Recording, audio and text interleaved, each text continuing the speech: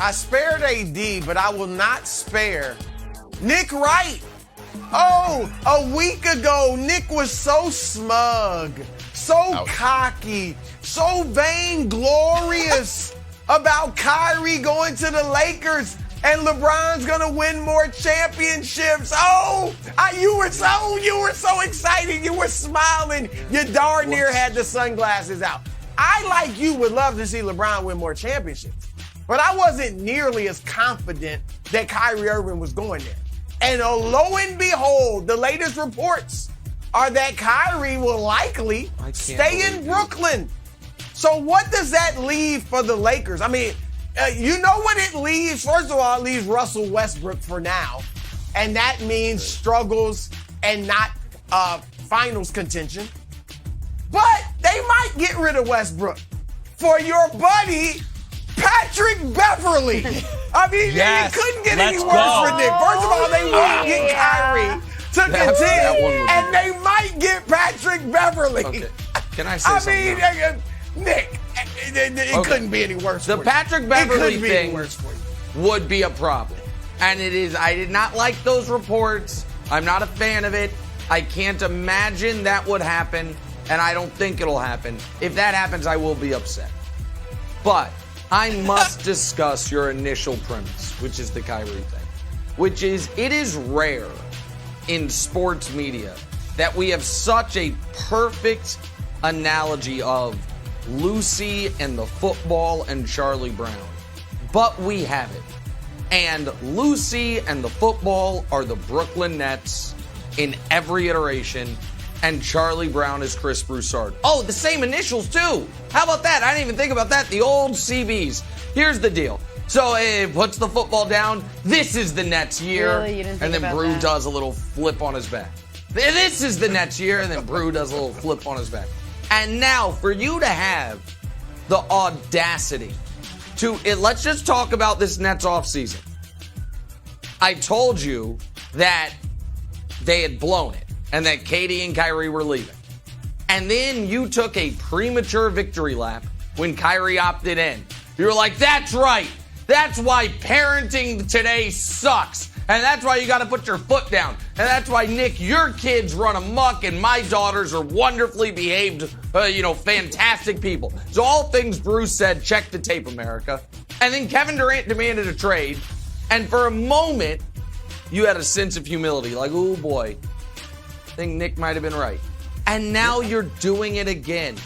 The fact that you believe, I just want to make sure I have this right, because I'm on the Bud list. And then you can move on.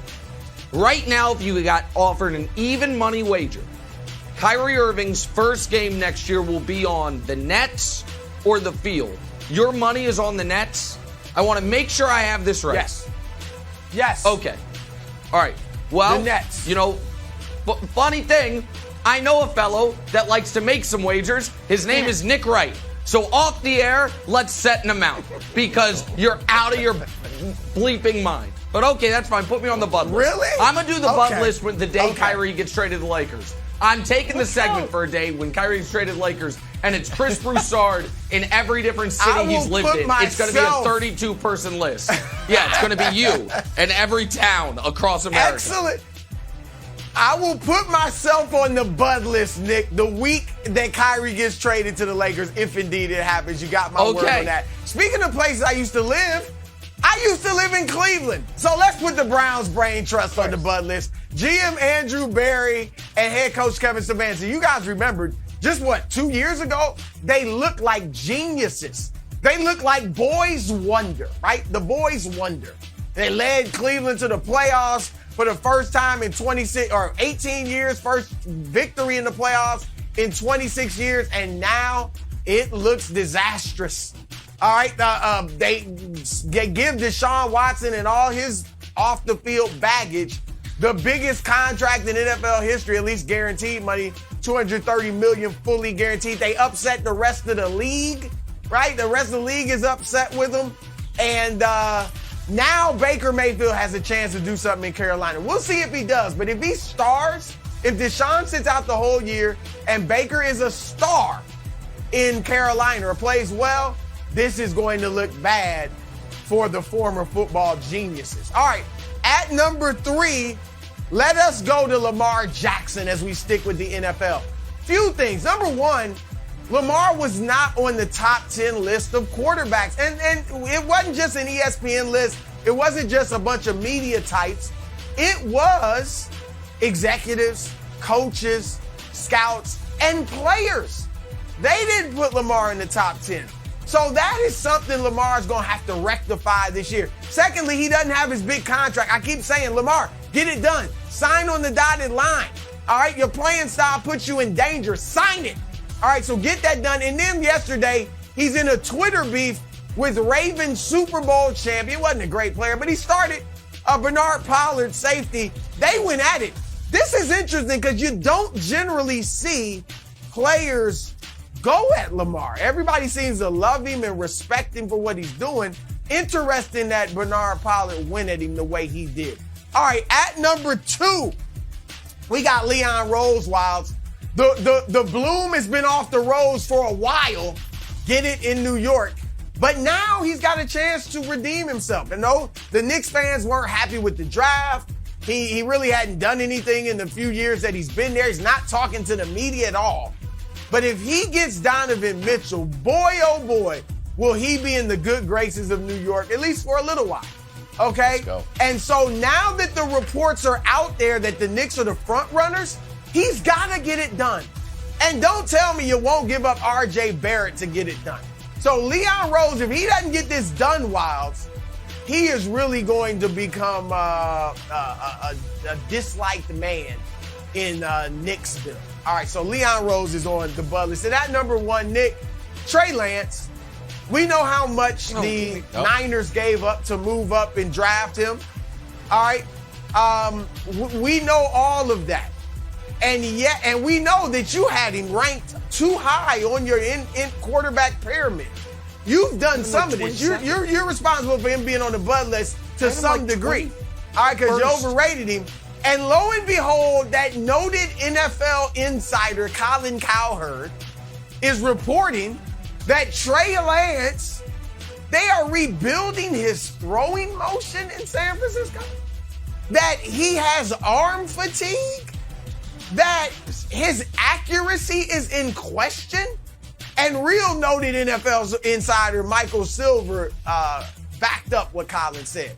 So here's the deal, Nick. The Niners, we know, are built to win. And they're going to give Trey Lance a lengthy rope. I think they'll give him a lengthy rope. And they should. But they're also built to win this year. And they know they can win to a high level with Jimmy Garoppolo. So Trey Lance has got to get it done. And get it done fairly early, Wilds.